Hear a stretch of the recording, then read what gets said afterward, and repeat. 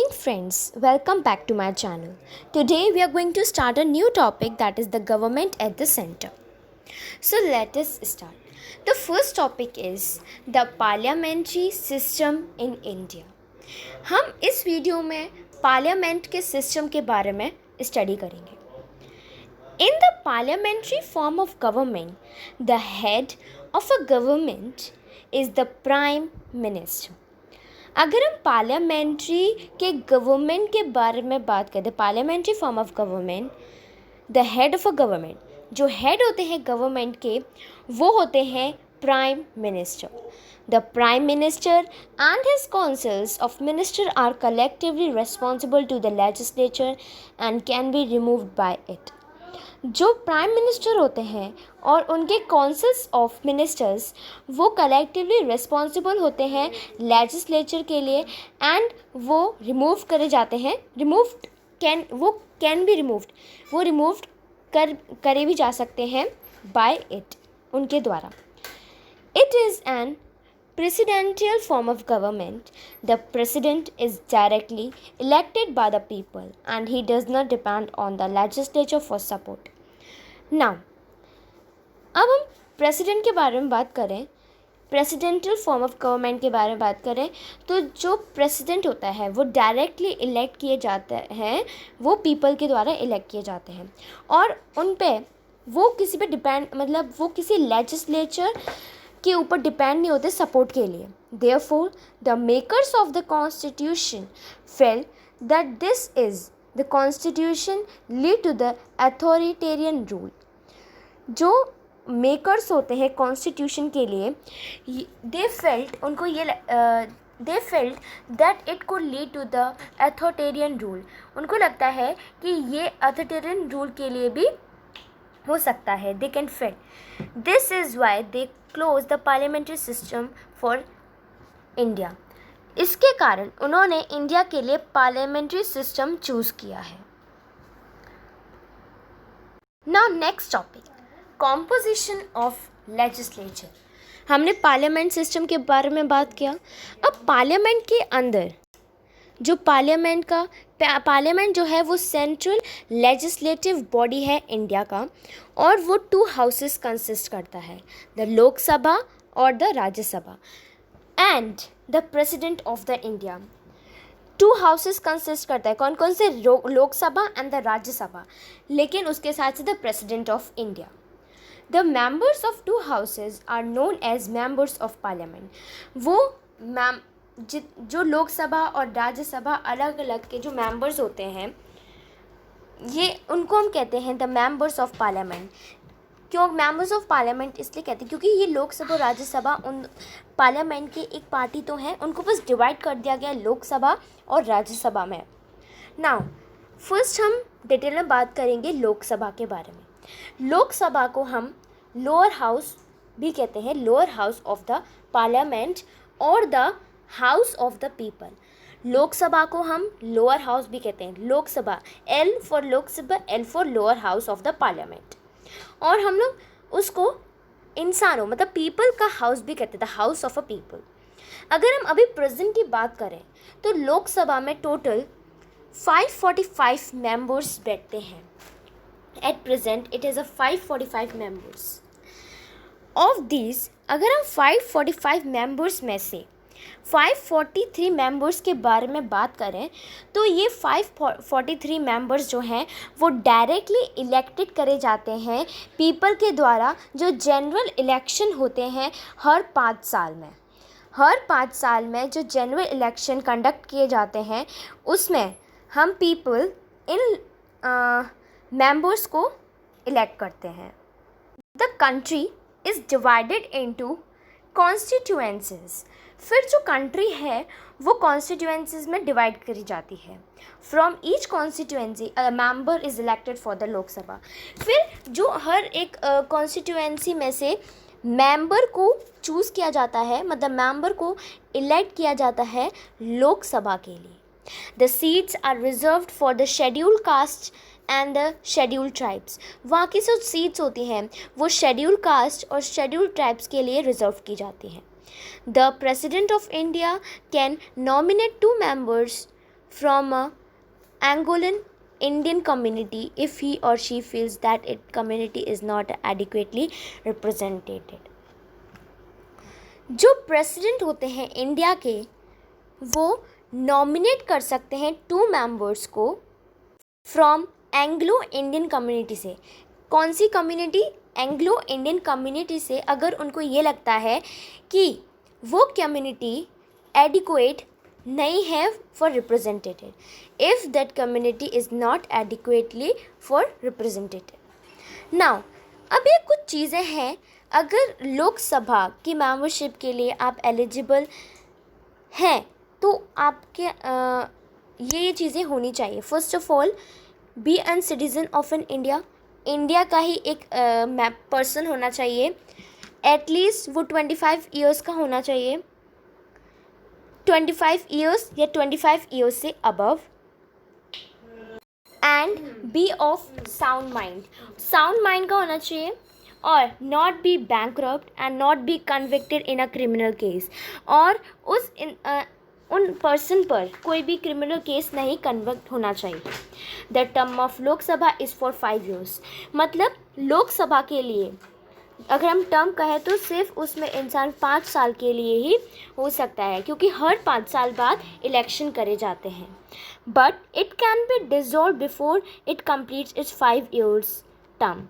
लेकिन अगर कुछ प्रॉब्लम हो, वो 5 साल से पहले भी डिसॉल्व हो सकता है.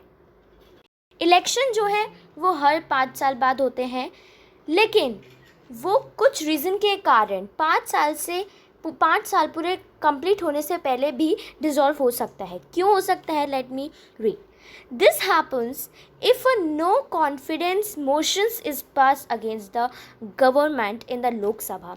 ये जब ऐसा होता है जब कोई नो कॉन्फिडेंस मोशन पास होता है गवर्नमेंट के खिलाफ लोकसभा में. If no other leader can form a government with a majority, the Lok Sabha is dissolved and fresh election take place.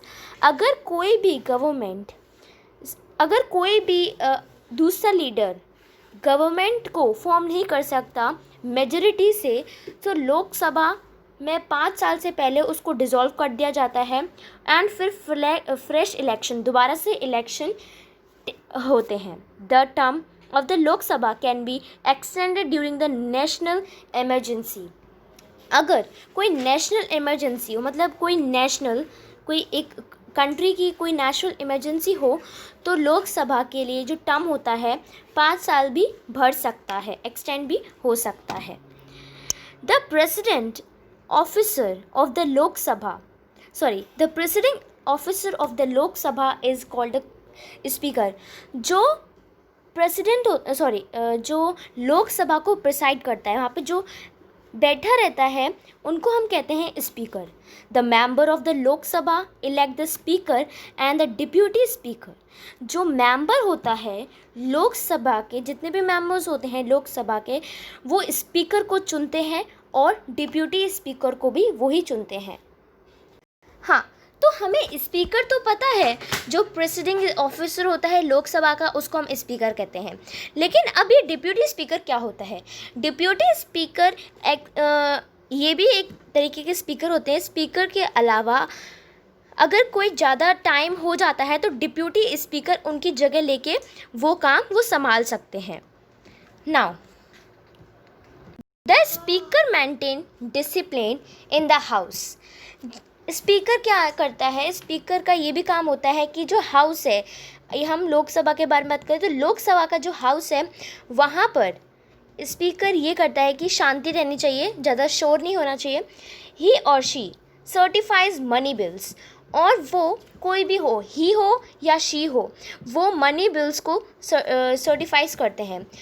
अगर जॉइंट सेक्शन के टाइम पर कोई भी बिल को बिलिंग ऑन अ वोट को बिल देते समय अगर किसी के बीच में टाई हो जाता है, तो फिर जो ही और शी, मतलब जो स्पीकर होता है, फिर वो डिसाइड करता है वोट को.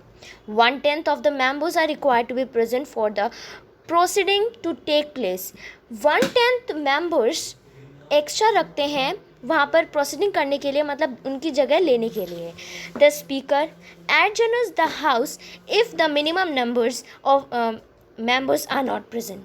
जो स्पीकर हैं वो एडजर्स कर देते हैं हाउस को अगर मिनिमम नंबर्स ऑफ मेंबर्स वहाँ पे प्रेजेंट नहीं है। तो ये तो लोकसभा के बारे में था। अब हम राज्यसभा पर आते हैं। द राज्यसभा को हम अपर हाउस कहते हैं। हमने पढ़ा कि पार्लियामेंट जो है वो 2 हाउसेस में डिवाइडेड है, Lok Sabha and the Rajya Sabha. Lok Sabha is lower house and the house of a people, and in Rajya Sabha upper house of the parliament.